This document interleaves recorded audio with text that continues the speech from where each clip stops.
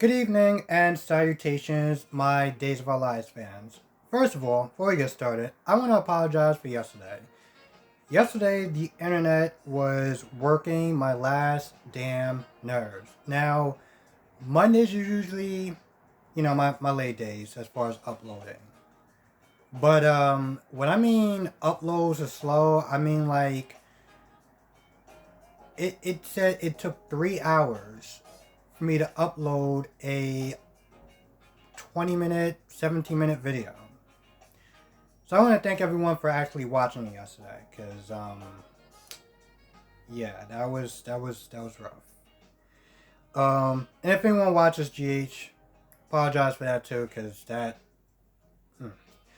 But with that being said, let's get started.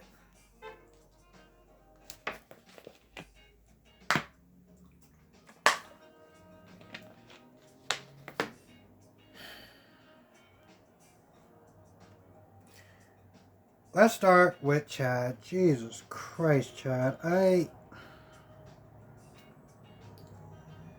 It's bad when Philip actually looks good compared to you. When Philip, which I call and still do, the man child, is. I don't even know if I can even. I feel like that title needs to be passed to Chad or some title. Let's be honest, Philip is still a man child, but somehow he still looks better compared to you, and that's quite a feat. So let's talk about what this man. Let's talk about what this jackass is doing. I'm not even. I was actually trying to be nice. So he's on the phone and he's acting like the worst boss you can possibly work for. The type of boss that you just have a daydream of just taking their head and just bashing it against a wall.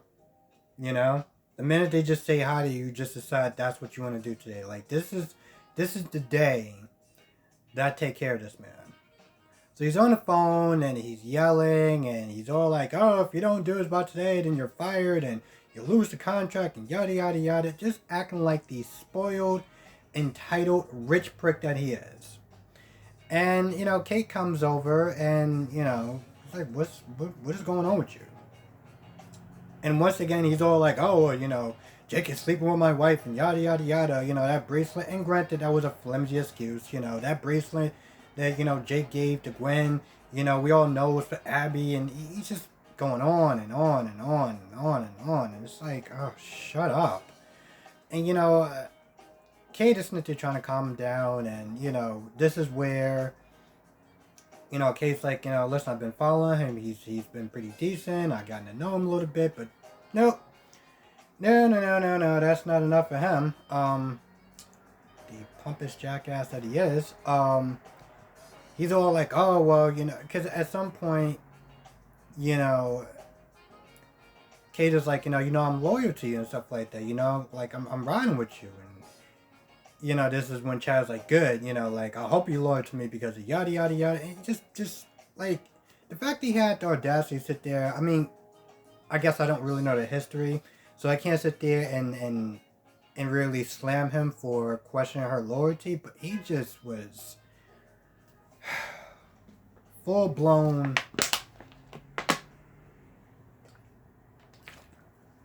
words that haven't even come up yet, that haven't even been invented for him.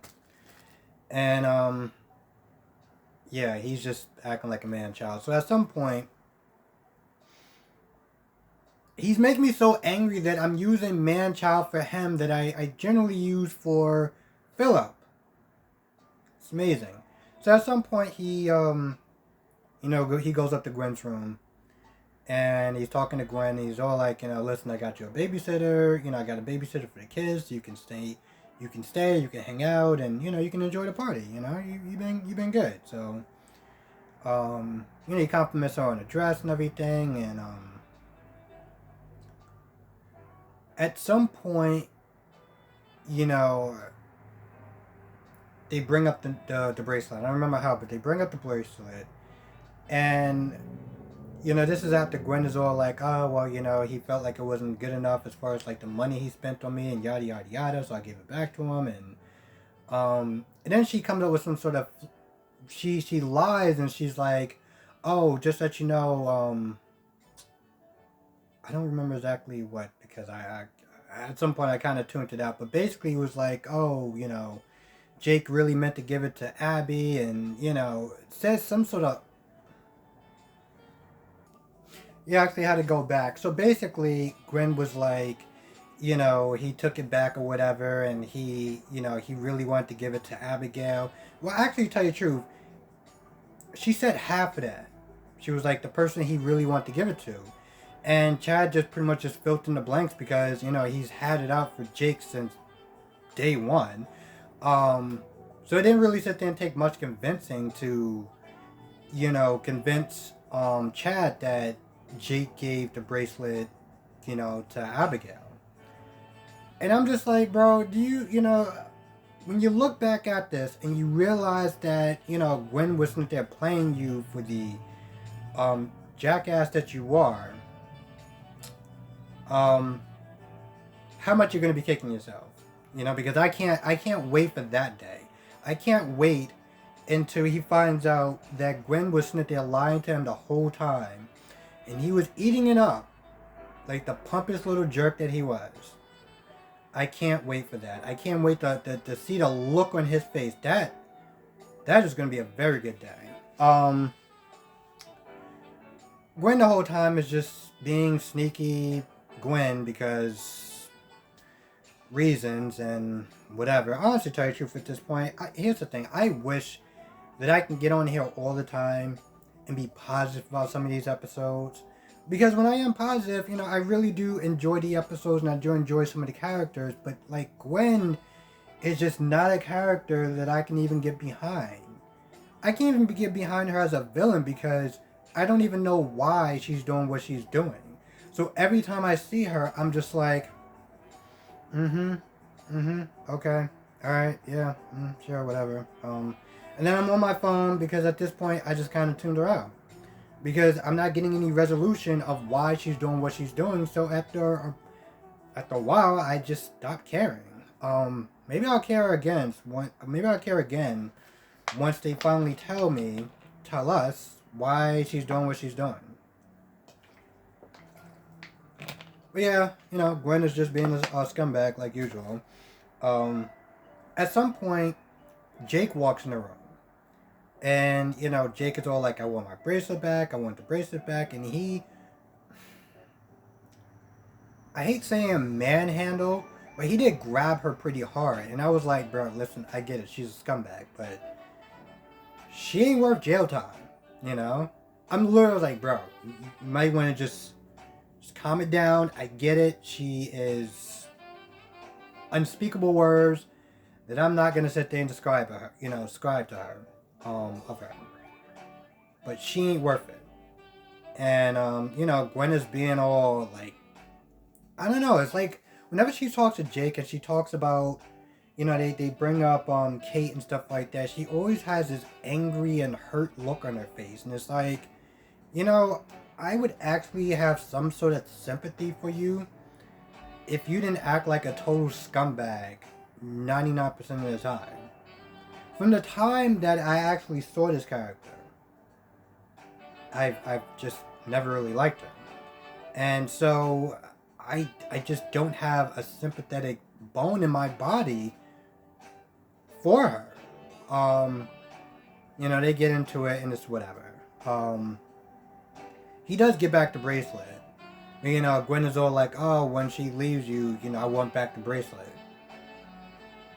Gwen, I'm pretty sure at some point you could just buy another bracelet. Like, I don't really understand why you want to keep. And why would you want to keep a bracelet? Because let's be honest, we all know that she still has feelings for Jake. Why would you want to sit there and keep a bracelet as a reminder of, well, how he treated you? Because, I mean, to be fair, he wasn't always exactly, you know, Mr. Right with her, you know? I said this a couple of months back or whatever when Jake practically shoved her in the closet when what the hell's her name? Gabby walked in. Like, he shoved her in the closet. And I'm like, bro, listen, I get it. You don't like her. She don't like you. You have issues. But, like, that's just unnecessary, you know? So I get the hurting, I get the hurting her facial expressions, but I got nothing for her. Now let's talk about the other annoyance that I had in this episode to some extent. Jennifer. A good old girl, Jennifer. She pretty much rehashes with Abby to everyone about how, she was snooping around and finding out, who Jack was seeing, and, it had the name of Jay, and we can, at some point, this is the part that really annoyed me. 1 second. At some point, Jennifer's like, we found out that, it wasn't Jack that Kate was sleeping with. And I was like, okay, cool. But then she was like, but I just don't know. It could have been, the hotel, the guy could have been lying. He could have been sparing my feelings. I'm like, okay. So let me get this straight. You actually have proof, or some sort of proof that he wasn't actually cheating on you. And now you're still just like, but I don't know. How does she actually get the job that she has? I mean, you can't be this stupid. You just can't.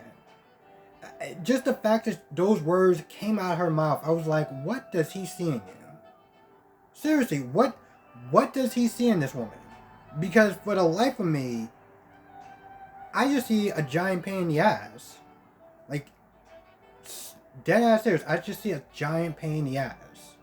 Somebody has to sit there and work overtime, just sit there and try to get back, and I don't feel like she's worth it. At some point, Abigail figures out that it's Jake, And she's talking to Jennifer about, the whole chat thing and everything else, and, trying to figure out, who is this mystery person that Kate is being with. And, everything just made sense as far as inviting them to the party and whatever. So they figure out, it's Jake. Because, that's the other person that's named with a J. It just makes her look like a... So at some point, she sits there and tried to convince her, Jennifer, to go to the party. And I'm assuming she's going to go at some point. She's going to meet up with Jack. She's going to be her usual annoying self. And yeah, I'm just going to have to sit through it because reasons. Obviously, you can tell that this story is kind of starting to irk me a little bit. The way she's handling it. And again, I want to sit there and emphasize that I am sympathetic to some extent. I do understand that she's angry, she's hurt, she feels betrayed, she felt lied to. Her feelings are valid. The way she's going about it is something that I would expect, I don't know, a high school girl to actually do. A grown-ass woman that's considered a grandmother. What else? So, at some point, this is after Xander was there talking to Sarah about, sneaking into Philip's laptop. He heads over to the pub. And he sees Jack there, Smith there drinking alone. And he has this pause moment on himself like, should I actually try to enter this bar and deal with this? Or should I just scuffle off? What the hell. So he goes in there, he talks to Jack. And here's the thing. I haven't really known Xander for that long, but he has this very interesting and unique way of,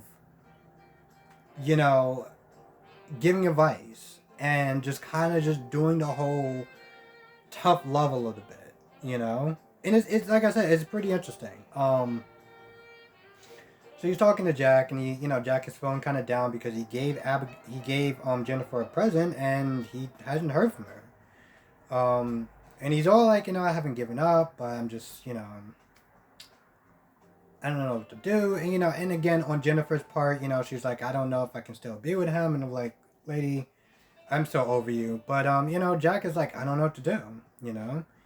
And this is when, Xander's like, you gave me some great advice as far as being persistent and never giving up.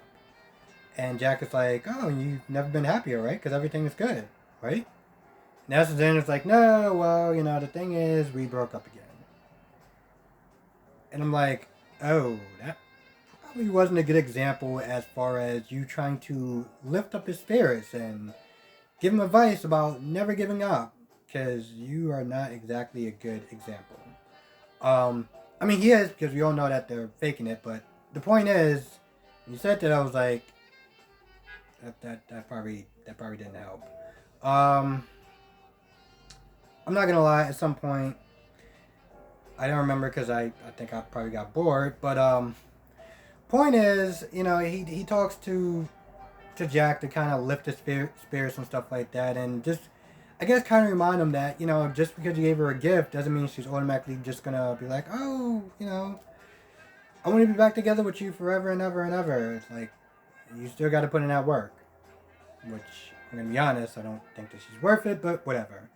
On the other side of town, this is where Sarah is trying to, get into Phil's laptop. Now, I just don't understand Sarah. I really don't. I know that Xander was slipping up on his part, but okay, so she's on the laptop or whatever and trying to download files. Assume that everyone's gone, not bothering to sit there and, if everyone's gone, why would you be in the living room with his laptop where anyone could just walk in at any point in time and be like, what the hell are you doing on his laptop? So Brady walks in and Brady's like, what you doing? I don't think that he realized that it was Philip's laptop.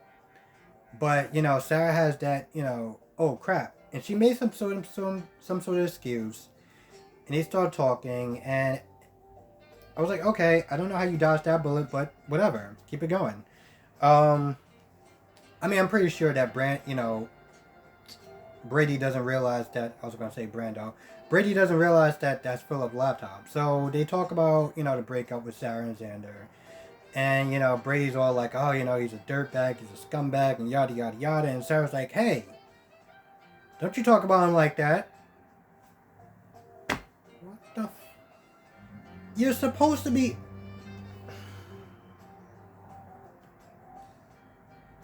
Sometimes I'm just like, do you even remember what you're doing at this point? Because you've made so many slip-ups and so many F-ups that I'm just surprised. I mean...